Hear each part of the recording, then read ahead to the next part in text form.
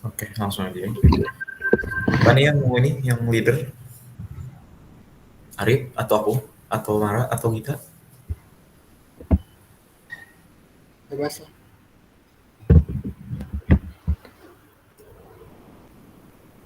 Udah aku aja tuh ya. Sosok.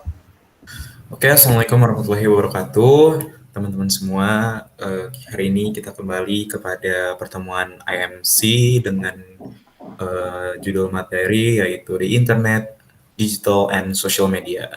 Sebelum kita mulai, izinkan memperkenalkan diri dulu. Saya Adi Nugroho dan rekan-rekan saya, Gita Reski Hanifah, Muhammad Arif Rahman, dan Putri Maharani Setiaji. Tanpa berlama-lama, mari kita langsung masuk kepada materi. Silahkan untuk yang pertama akan disampaikan oleh Gita Reski. Silahkan Gita. Oke, untuk yang pertama itu ada the growth of the internet.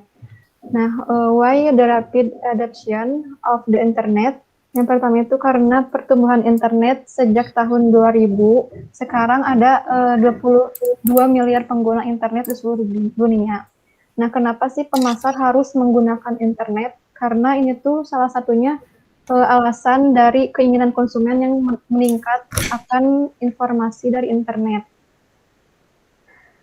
Karena sekarang ini internet itu menyediakan informasi yang dapat diperoleh dengan mudah.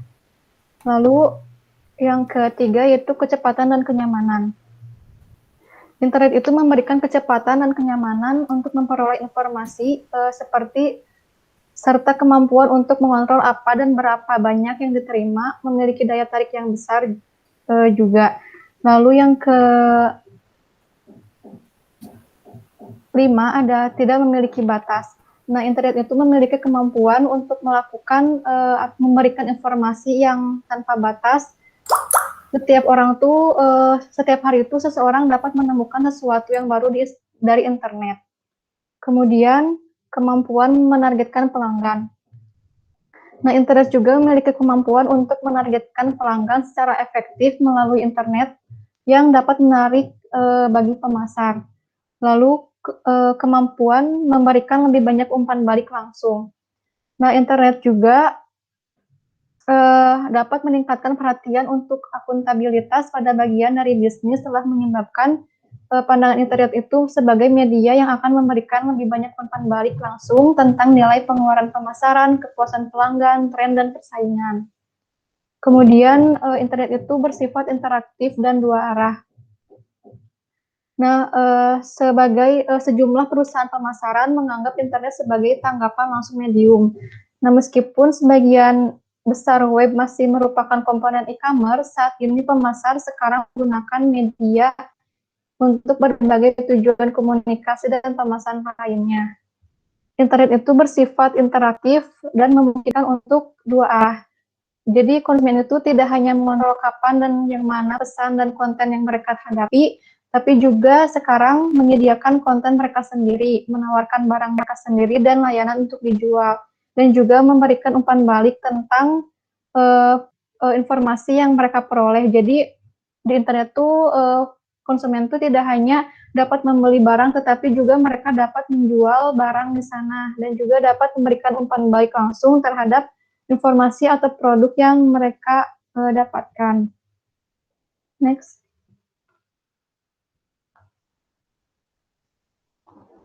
Nah, selanjutnya ada web objektif. Nah, tujuan dari web itu pertama kali web itu menempatkan situs web terutama untuk tujuan informasi dan aliran informasi satu arah yang dihasilkan. Nah, sedangkan sekarang itu internet dapat menghasilkan informasi dengan dua arah yang telah disebutkan tadi.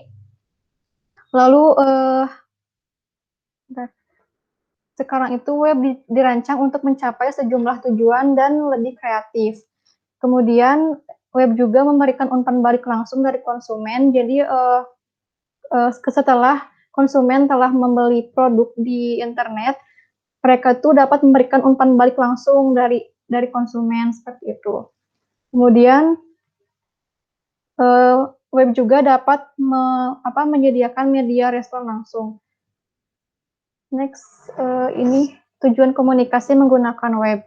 Nah, ada beberapa tujuan perusahaan menggunakan web, yaitu yang pertama, create awareness. Nah, beriklan di web itu dapat berguna dalam menciptakan kesadaran organisasi serta penawaran produk dan layanan spesifikasinya. Untuk sebagian kecil perusahaan dengan anggaran terbatas, web itu menawarkan kesempatan untuk menciptakan kesadaran jauh melampaui apa yang mungkin dicapai melalui media tradisional. Jadi dengan menggunakan web, perusahaan itu tidak harus mengeluarkan biaya yang besar untuk menciptakan kesadaran bagi produk mereka. Nah, meskipun alat berharga untuk menciptakan kesadaran, internet juga tidak mungkin menjadi elemen yang paling efektif untuk mencapai tujuan ini untuk perusahaan yang lebih besar. Jadi meskipun mereka menganggarkan biaya yang rendah, tetapi dengan menggunakan internet, mereka itu dapat mendapatkan dampak yang besar dari sana gitu. Lalu internet juga dapat generate interest. Nah, sebuah situs dapat digunakan untuk membangkitkan minat para konsumennya. Dengan di dalam situs menyediakan berita, streaming langsung, video, dan lainnya, itu akan membawa pengunjung kembali untuk mempelajari lebih lanjut tentang produk dan tentu saja untuk menjual barang. Jadi internet itu dapat membangkitkan minat para konsumen karena di dalam web itu bisa disediakan berita, streaming langsung, dan video, dan lain-lain yang dapat membawa pengunjung untuk kembali ke web tersebut. Lalu tujuan yang lainnya yaitu disseminate information. Nah, salah satu tujuan utama penggunaan web adalah untuk menyediakan informasi yang mendalam tentang produk dan layanan perusahaan. Dengan website sudah menjadi kebutuhan karena semakin banyak pembeli berharap bahwa perusahaan akan memiliki situs yang memberikan mereka informasi terperinci tentang penawaran jaminan tokonya atau lokasi dan sebagainya.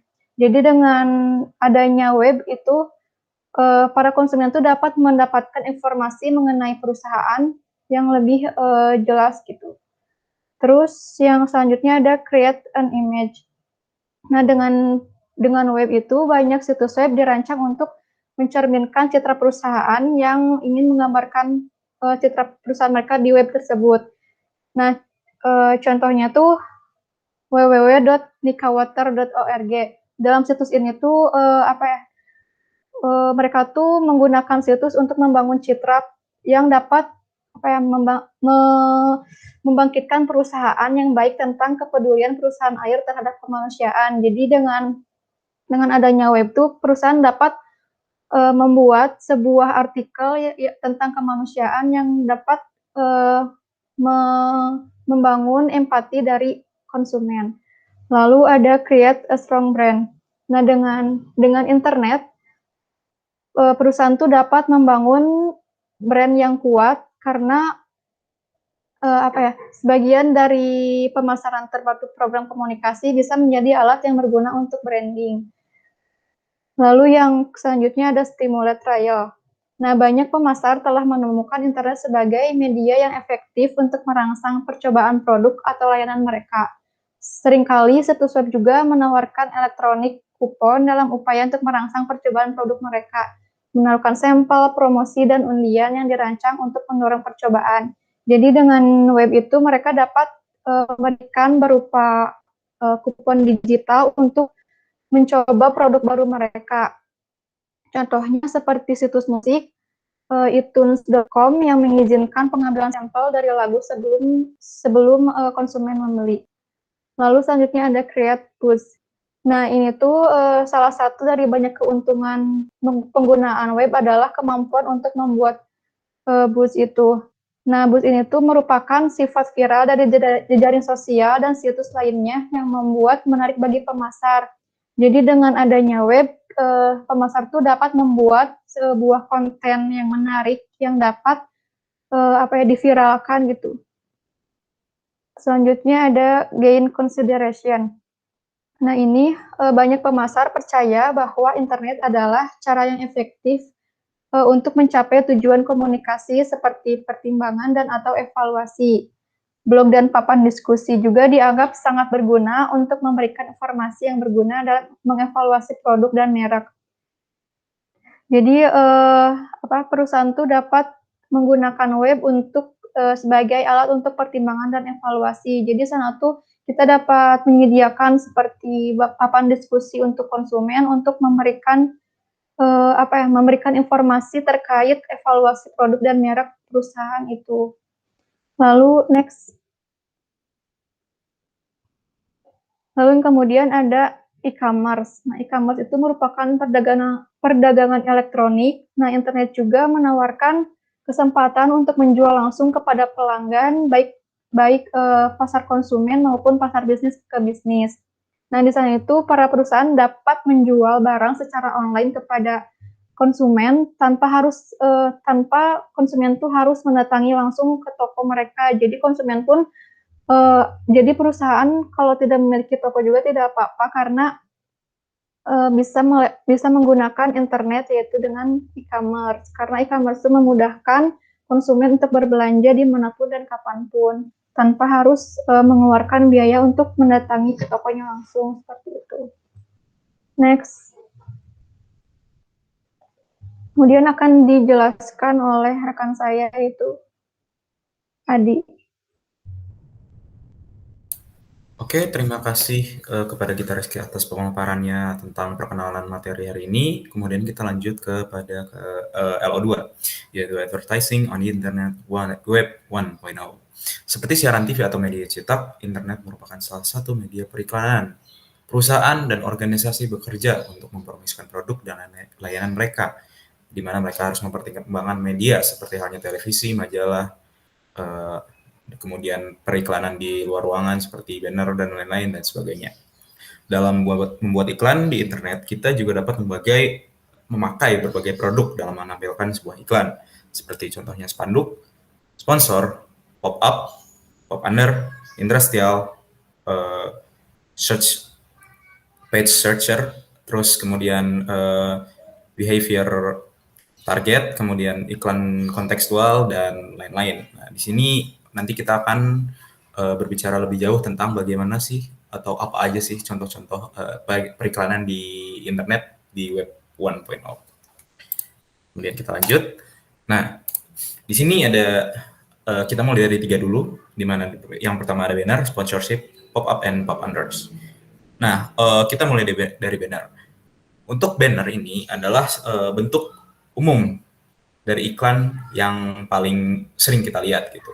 Iklan banner ini diperkirakan rata-rata pengguna internet melihat secara kurang lebih sekitar 1.700 iklan banner per bulan, di mana mereka berada di dalam kelompok usia 25 sampai 34 tahun yang seperti yang kita tahu usia-usia tersebut adalah usia yang merupakan sangat produktif dalam menggunakan internet, di mana iklan banner ini diciptakan untuk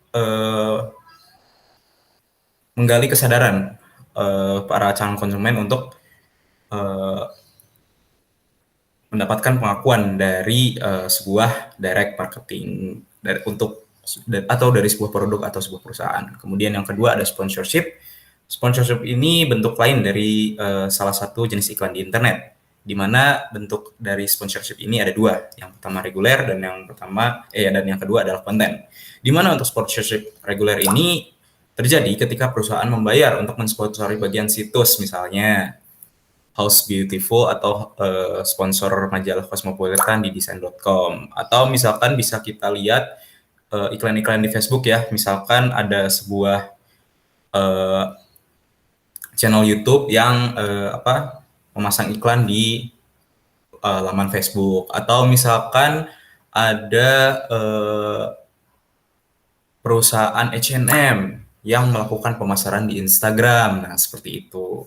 Kemudian ada juga nih, selain itu ada juga yang dinamakan sponsorship konten, di mana sponsorship ini tidak hanya memberikan imbalan atas nama perusahaan atau sebuah asosiasi, namun juga mereka berpartisipasi dalam menyediakan konten diri. Dalam beberapa kasus, situs juga bertanggung jawab untuk menyediakan dan disetujui oleh sponsor-sponsor tersebut. Seperti misalkan nih, apa ya, mungkin ini Garuda mempromosikan sebuah paket liburan di Traveloka, kemudian atau enggak sebuah travel mempromosikan paket haji di laman situs yang berhubungan dengan agama gitu, seperti itu. Kemudian kita lanjut ke pop-up and pop-unders, di mana saat kita mengakses internet pasti nih kita sering lihat nih yang namanya pop-up gitu. Pop-up tuh kayak bentuknya tuh kayak apa ya? Suka deh tiba-tiba muncul gitu kalau misalnya kita buka situs yang suka banyak iklan gitu, tiba-tiba muncul pop-up, mana banyak yang naik. Itu tuh dinamain pop-up. Hal ini tuh terjadi ketika kita sedang mengakses situs tertentu, di mana iklan pop-up ini biasanya lebih besar dari banner, memang seperti itu. Namun ukurannya lebih kecil dari layar laptop atau layar HP kita.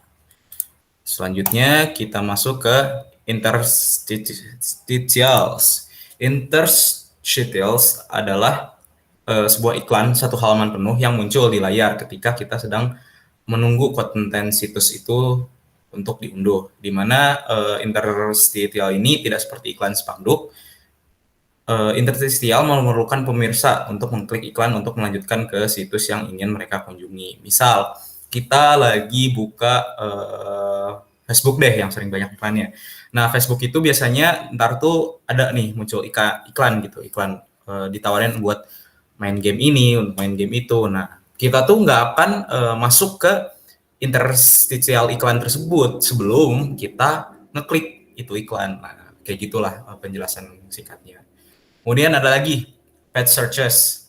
Nah, page searches ini kita jelasin secara umum dulu. Nah, untuk page searches ini semakin tinggi sebuah situs muncul di halaman pencarian, semakin banyak juga pengunjung yang akan diterimanya. Dalam hal ini pencarian itu ada dua, yaitu organik dan non-organik.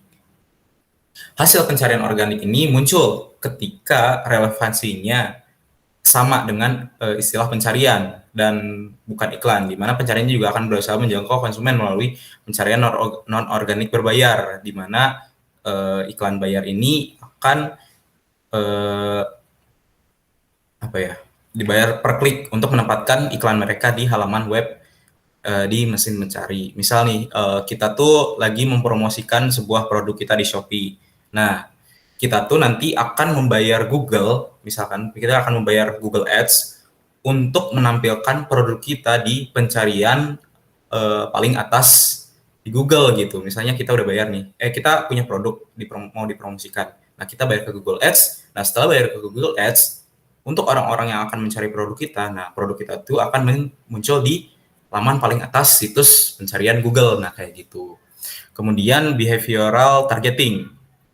Behavioral targeting ini penargetan perilaku yang didasarkan pada penargetan pengiklan konsumen dengan melacak perilaku menjelajahi situs web mereka, seperti situs web yang sering dikunjungi atau pencarian yang telah dilakukan dengan mengkompilasi sebuah data untuk live stream dan informasi protokol internet, di mana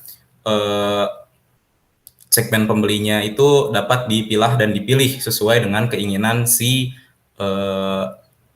pengiklan gitu. Mungkin ini sering kita lihat di Instagram gitu.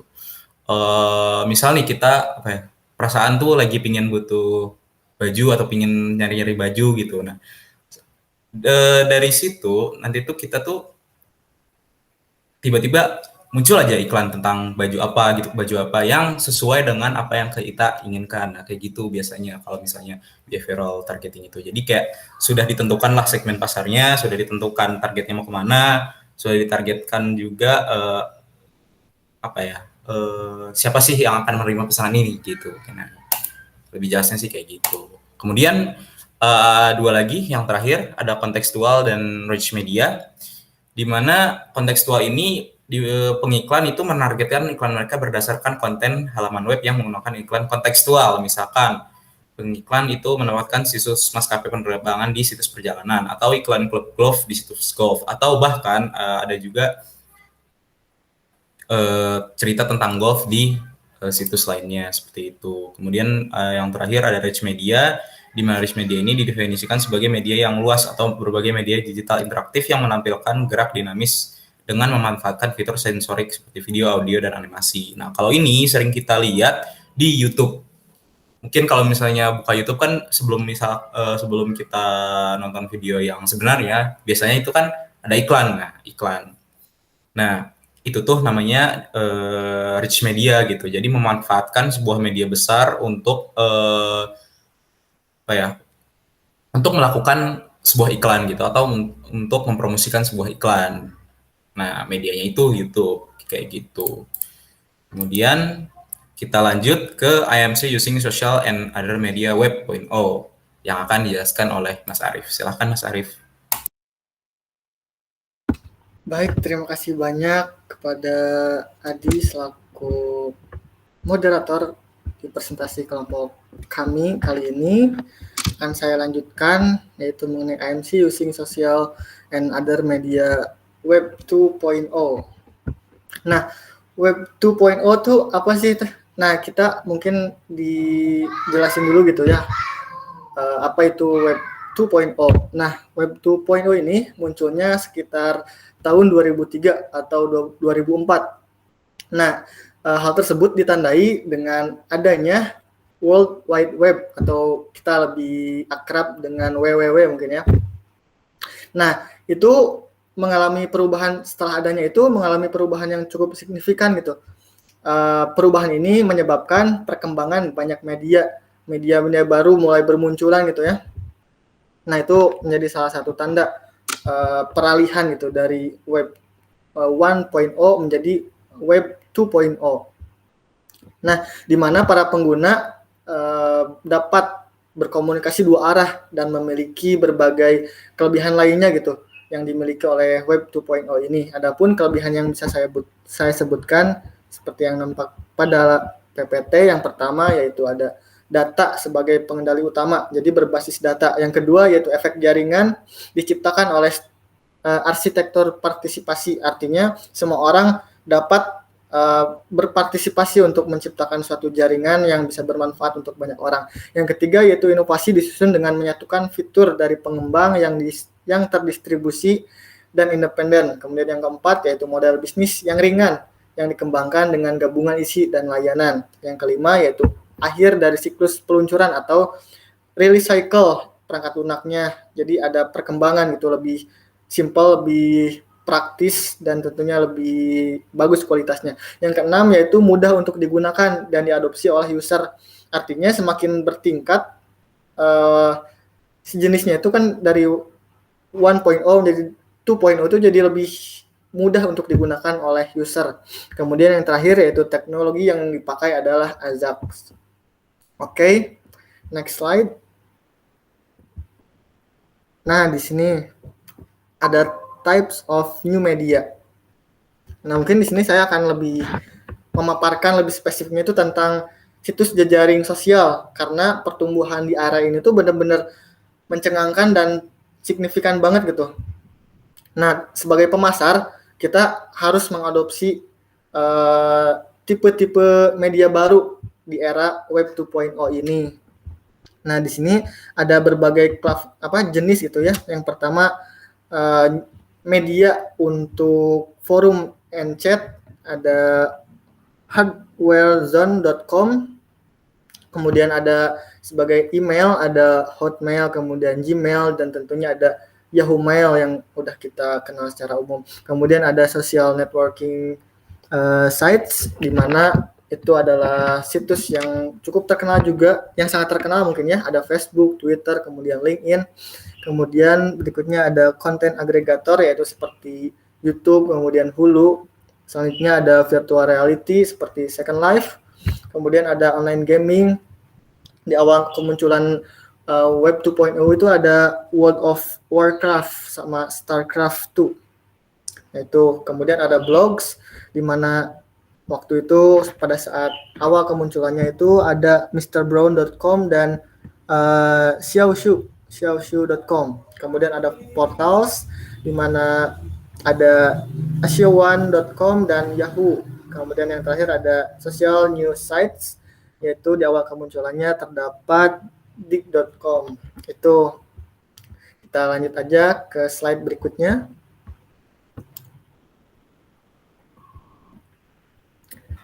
Nah, di sini who use social media and why? Nah, untuk jawaban ini tentunya semua orang bisa terhubung menggunakan sosial media dengan mereka memiliki internet. Dengan mereka memiliki internet, bisa dengan mudah gitu untuk terhubung dengan media sosial. Terdapat miliaran pengguna sosial media di seluruh dunia ini yang terdiri dari berbagai kalangan, usia, tempat, adat, dan minat yang berbeda. Nah, lantas kenapa mereka menggunakan media sosial? Nah, alasannya media sosial ini memainkan peran yang penting gitu dalam kehidupan setiap orang. Seringkali bisa membuat lebih mudah dan nyaman untuk mengakses informasi, memberikan informasi, dan berkomunikasi melalui sosial media.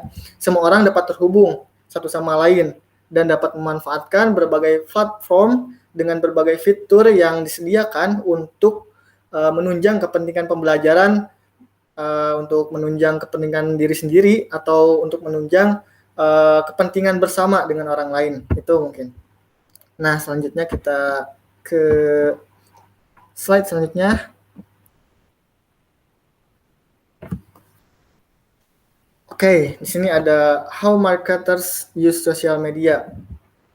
Nah, ada penelitian yang menyatakan bahwa dari 3.000 pemasar yang diteliti oleh penguji, hasilnya 97% dari mereka itu memasukkan media sosial dalam rencana pemasaran mereka ke depannya gitu. Artinya pemasar mulai menyadari bahwa sosial media itu sangat penting gitu untuk dipakai oleh kita selaku marketers dalam mengembangkan bisnisnya.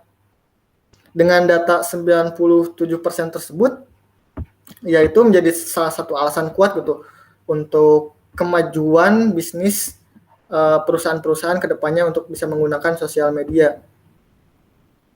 Kemudian di sini ada ya alasan lainnya mungkin seperti mengarahkan lalu lintas ke situs seseorang bisa lebih mudah gitu dengan adanya sosial media. Yang kedua yaitu berkomunikasi dengan pelanggan lebih mudah, lebih praktis, nggak perlu ada cost untuk mendatangi orang yang jauh tempatnya gitu. Kemudian yang ketiga ada manfaat yang paling penting dari hal ini tuh yaitu media sosial dapat meningkatkan exposure merek gitu bagi perusahaan-perusahaan bisnis itu. Next slide. Oke, di sini ada the most popular social media. Siapa sih yang nggak tahu dengan Facebook? Nah, Facebook ini memiliki pengguna aktif bulanan yaitu sebanyak 27 miliar pengguna. Itu data terupdate gitu ya, tanggal 25 Januari 2021. Terdapat 2,7 miliar. Bayangkan itu menjadi salah satu kolam jika diibaratkan kolam yang jika suatu bisnis bisa masuk ke dalamnya, itu akan menjadi peluang yang sangat besar gitu untuk kemajuan bisnis tersebut. Nah, di sini Facebook ini memiliki fitur yang bisa menunjang kebutuhan bisnis atau perusahaan.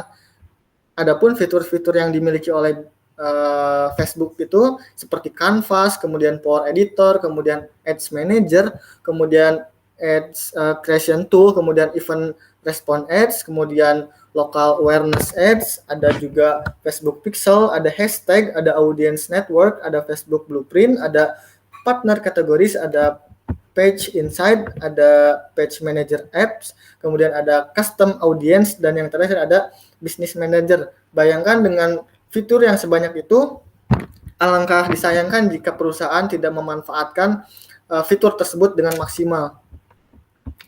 Nah, Facebook ini juga memiliki peran penting. Yang pertama, di sini ada Facebook sebagai media promosi yang dianggap efektif oleh pemasar. Yang kedua ada Facebook berperan sebagai media komunikasi antar pelaku bisnis dengan para konsumennya. Itu tentunya gitu ya. Dan yang terakhir yaitu Facebook berperan sebagai wadah untuk mencari pelanggan. Itu. Dan yang keempat mungkin Facebook memberikan dampak positif terhadap peningkatan penjualan sektor bisnisnya.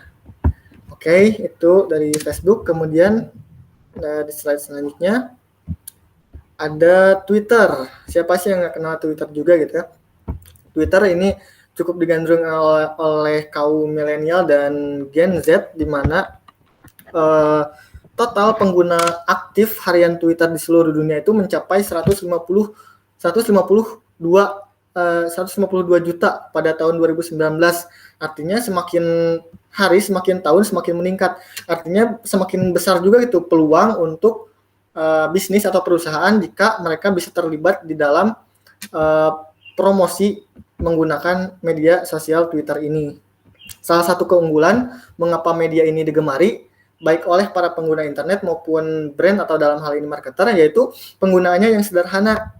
Kenapa sederhana? Meskipun keterbatasan jumlah karakter tulisan ya sama sekali tidak menjadi penghalang, asalkan mereka bisa secara kreatif membuat kontennya, maka informasi pun akan mudah tersampaikan ke calon konsumen kita. Ada banyak fitur yang bisa meningkatkan promosi kita di Twitter. Selanjutnya di slide selanjutnya yang terakhir ada Instagram. Nah, Instagram juga merupakan salah satu media yang populer gitu di dunia, yang mana pernyataan tersebut ditunjukkan oleh data pengguna aktif Instagram itu mencapai 400 juta pengguna. Itu tahun 2016, bayangkan saja semakin hari pasti akan semakin banyak, dan mungkin sekarang lebih dari 600 juta mungkin ya pengguna Instagram ini. Nah, Instagram ini menjadi tempat yang bagus gitu untuk menyampaikan pesan melalui foto dan video yang kreatif. Hanya dalam genggaman tangan, pengguna bisa mengambil foto dan atau video, mengeditnya dengan berbagai tools dan filter yang telah disediakan Instagram, lalu mengunggahnya. Sekaligus Instagram juga memiliki fitur Instagram Story yang mudah digunakan untuk menangkap momen dalam video singkat. Itu mungkin, dan fitur-fitur yang terdapat dalam Instagram yaitu yang pertama ada Insight, kemudian auto reply, ada filter inbox, kemudian ada stories, ada siaran langsung atau live, dan tentunya ada tagar. Itu mungkin 3 media sosial paling populer di dunia. Cukup dari saya. Selanjutnya akan dilanjutkan oleh rekan saya.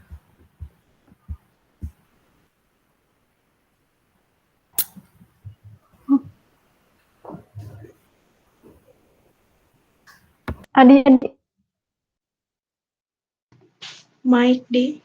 Isi oke. Ini bagian Oke, aku Bang. aja, Di. Ini untuk bagian kamu atau aku? Bagian aku. Oh ya udah, boleh. Ya udah, so. Kita tukeran berarti ya. Silakan Git. Oke, untuk selanjutnya ada sales promotion on the internet. Nah, dengan sales promotion pada internet itu, perusahaan telah menemukan internet sebagai media yang sangat efektif untuk menyebarkan promosi penjualan. Nah, kan kalau di offline itu perusahaan menyebarkan promosi penjualannya dengan menggunakan contohnya kupon dalam berbentuk kertas. Nah, kalau misalkan di internet itu perusahaan dapat memberikan promosi penjualan berupa kupon digital seperti yang kita ketahui banyak di e-commerce, di seperti Shopee kayak gitu tuh banyak kan diskon-diskon, voucher-voucher yang dapat diklaim seperti itu.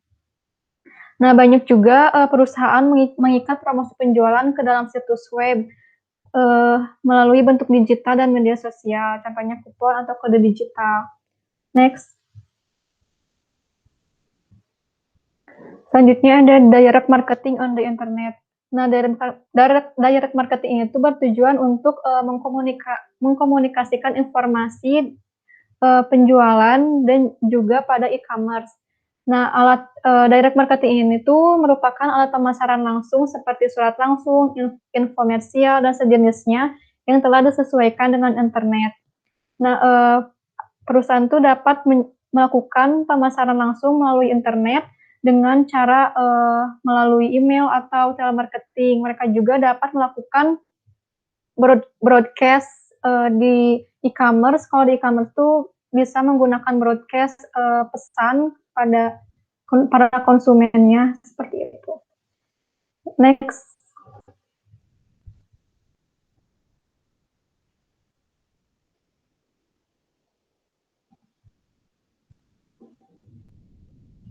Selanjutnya dijelaskan oleh Oke, Andi. untuk ini personal selling. Oh ya, terima kasih Gitaris kita menjelaskan materi sebelumnya. Kemudian kita lanjut ke personal selling di internet.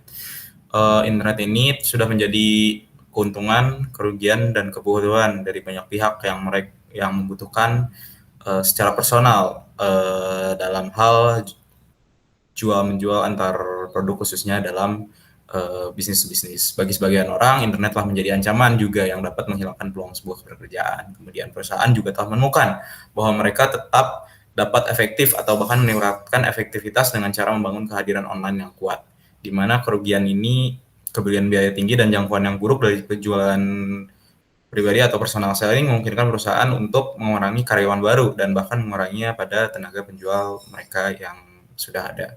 Namun, ada juga sisi positif, yaitu situs web telah dapat digunakan cukup efektif dalam meningkatkan dan mendukung upaya penjualan. Seperti yang telah disebutkan sebelumnya, media digital dan sosial telah menjadi sumber informasi utama bagi jutaan pelanggan, konsumen, dan pasar bisnis-bisnis. Pengunjung situs web dapat memperoleh banyak informasi tentang produk dan layanan perusahaan. Sebagai imbalannya, para pengunjung berharga dalam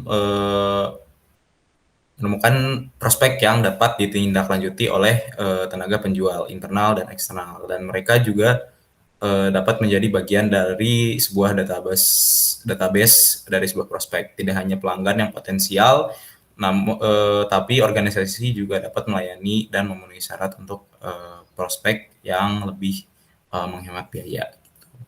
Kemudian kita lanjut ke public relation. Public relation ini dalam internet itu public relation merupakan media yang berguna untuk melakukan kegiatan humas, dan banyak juga situs yang mencurahkan sebagian konten mereka untuk kegiatan tersebut, seperti penyediaan informasi tentang perusahaan, kegiatan filantropi, latuan tahunan, dan banyak lagi. Perusahaan dan organisasi nirlaba atau partai politik telah menjadi sebuah sesuatu yang bisa dibilang mereka cukup mahir lah dalam menggunakan internet untuk tujuan public relation. Misalnya nih, kalau misalkan kalian suka lihat Twitter atau misalnya kan suka buka Twitter untuk contoh partai politik, nah biasanya yang sering aktif untuk menjangkau masyarakat atau mendekatkan diri mereka ke masyarakat itu salah satunya Partai Gerindra. Nah, mereka itu suka memberikan sesuatu yang menarik gitu bagi pengguna Twitter atau pengguna internet, dan dari hal tersebut masyarakat juga bisa ikut atau misalkan juga bisa tertarik dengan apa yang mereka lakukan lewat public relation melalui Twitter. Kemudian selain itu banyak juga yang lain, perusahaan-perusahaan lain seperti Gojek, kemudian Tokopedia yang baru merger, yang sering memberikan tweet-tweet yang bisa dibilang cukup menarik perhatian para pengguna internet dan para pengguna Twitter, yang menyebabkan mereka itu menjadi pusat perhatian lah intinya bagi masyarakat atau warga di internet, seperti itu. Selanjutnya bisa dilanjut oleh Mara. Silahkan Mara. Halo, sebelumnya suara aku terdengarkan? Terdengar Mara. Oke, selanjutnya itu ada mobile atau perangkat seluler. Nah, selain website, perangkat seluler ini perkembangannya juga sangat berperan terhadap IMC. Terlebih lagi kan, seperti yang kita tahu, sekarang itu perangkat canggih sudah banyak diluncurkan ya, kayak smartphone dari berbagai brand, punya banyak jenisnya gitu, dan mereka juga punya spesifikasi yang berbeda-beda. Terus ada juga tablet atau PC. Nah, perangkat seluler ini mempunyai beberapa kelebihan dan kekurangan. Kelebihannya itu yaitu pemasaran melalui seluler sangat efektif, ramai diperbincangkan, dan sangat membantu program IMC. Ketiga hal ini tuh bisa terjadi karena seperti yang sudah dijelaskan kan, perkembangan seluler itu sedang naik daun nih di tengah masyarakat. Jadi kalau misalkan ada perangkat baru yang diluncurkan dari suatu brand misalkan, nah itu tuh masyarakat kayak langsung berbondong-bondong ngomongin si perangkat ini, terus mereka langsung kayak ramai gitu loh, banyak yang beli si perangkat ini. Jadi banyak marketer yang memanfaatkan hal ini dengan melakukan promosi atau membuat iklan dengan menampilkan perangkat ini di iklan tersebut. Terus kekurangannya juga sangat menuntut kreativitas. Jadi marketer tuh harus pinter-pinter buat bikin iklannya. Kalau misalkan dia iklannya pakai poster atau yang media cetak gitu, harus warnanya tuh harus menarik gitu, penulisannya juga. Terus kalau misalkan melalui video gitu, harus ada ceritanya gitu, jadi biar menarik. Terus ada pengguna yang tidak memahami perangkat, seperti misalkan para baby boomers atau mungkin orang-orang yang berusia kurang lebih 30 ke atas, itu mereka masih ada yang kayak belum mengerti gitu, menggunakan perangkat ini tuh seperti apa. Dan bagaimana, lalu ada juga pengguna seluler yang memiliki minat yang rendah untuk berbagi. Jadi misalkan mereka melihat satu iklan yang menarik tuh, biasanya mereka keep sendiri untuk diri mereka. Jarang banget ada orang yang, lihat deh coba iklan yang ini. Itu lucu banget tuh. Jarang ada yang kayak gitu. Terus selanjutnya, next, Adi. Ada kelebihan dan kekurangan internet, digital, dan sosmed. Jadi secara keseluruhan dari materi ini, kita bisa menarik kesimpulan bahwa internet, digital, dan sosial media itu ada kelebihannya. Yang pertama, bisa menentukan target secara spesifik dengan pengeluaran yang minimum.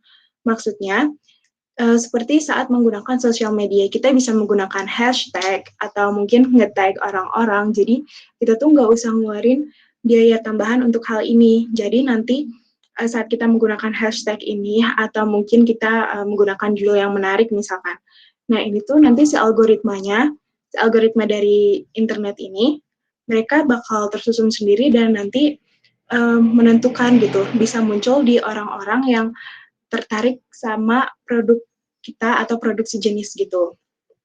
Terus kita bisa melakukan marketing yang interaktif karena kita bisa saling balas-balasan sama followers atau following kita.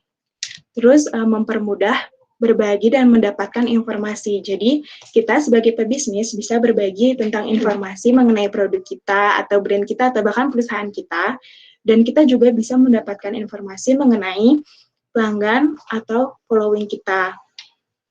Lalu memiliki potensi penjualan yang besar. Ini tuh karena saat ini orang-orang sudah mulai beralih kan ke penggunaan e-commerce. Jadi penjualan itu bisa sangat menaik saat kita mulai menggunakan e-commerce. Lalu dapat meningkatkan citra perusahaan dan melengkapi IMC. Jadi saat kita menggunakan internet, digital, dan sosial media kita dengan baik, kita tuh bisa meningkatkan citra perusahaan kita. Kayak misalkan, oh perusahaan ini ternyata kreatif ya, layoutnya di sosial media tuh lucu banget, menarik banget. Terus kita dengan meningkatkan interaksi kita dengan following kita atau followers kita, bisa meningkatkan citra perusahaan kita. Lalu tepat waktu dapat diakses dari mana saja karena internet, digital, dan sosial media itu kan tidak terbatas ya. Misalkan kita di Indonesia, tapi orang yang lagi di luar negeri juga bisa mengakses website kita atau sosial media kita gitu kan. Nah, terus next, Adi. Nah, lalu ada kekurangannya. Yang pertama ada kurangnya validitas dan reliabilitas. Jadi, kita itu sebagai pengguna internet harus pintar-pintar gitu membedakan mana yang hoax, mana yang asli. Dan kita tuh harus pintar-pintar buat tahu gitu, misalkan di sosial media itu akun yang benar atau yang fake. Jadi suka agak rancu karena bisa aja yang fake ini tuh malah dari tampilan layoutnya atau tampilan sosial media itu lebih terpercaya. Jadi agak kurang terpercaya gitu. Nah, terus yang kedua ada keefektifan dapat menurun. Jadi kayak yang misalkan di Google atau website gitu suka ada pop-up gitu kan. Nah sebenarnya pop-up ini tuh kalau misalkan terlalu banyak bisa ngeganggu si penggunanya. Jadi malah jadi kurang efektif gitu karena orang-orang bisa ngeklik tidak tertarik pada iklan ini dan jadinya kita dapat kesan yang negatif. Terus yang ketiga dapat terjadi penipuan. Dan yang keempat, ada pelanggaran privasi. Jadi, saat menggunakan sosial media atau misalkan kita menggunakan internet, ada beberapa yang meminta kita untuk mengisi data diri kita gitu. Nah, si data diri kita ini tuh bisa bocor atau misalkan tercuri gitu. Terus juga sebenarnya ada algoritma internet itu cukup mengerikan. Jadi mereka bisa tahu apa yang kita lakukan dan kita bicarakan, lalu hal itu bisa bocor gitu. Terus yang terakhir ada dapat memberikan ketidaknyamanan kepada segelintir orang.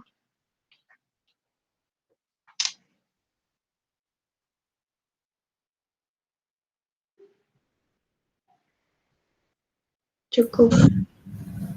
Oke, terima kasih Mara telah menjelaskan beberapa materi yang telah tadi dibahas.